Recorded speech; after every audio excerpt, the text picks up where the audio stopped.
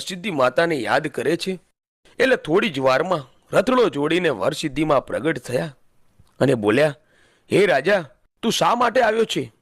રાજાએ તેની આખી વાત કહી ત્યારે માતાજી બોલ્યા, મને કીધું હોત ને તો હું જ તને મંત્ર શીખવાડી દેત, પણ હવે હું તારી કોઈ મદદ નહીં કરી શકું. આટલું કહી માતાજી ત્યાંથી અદૃશ્ય થઈ ગયા.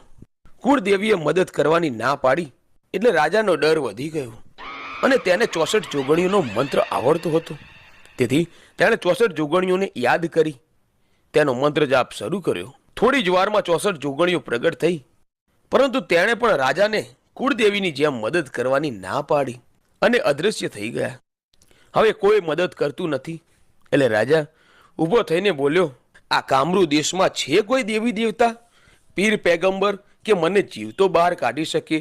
આ વિડીયોનો બીજો ભાગ જોવો તો તમને મારી ચેનલની અંદર જોવા મળી જાય.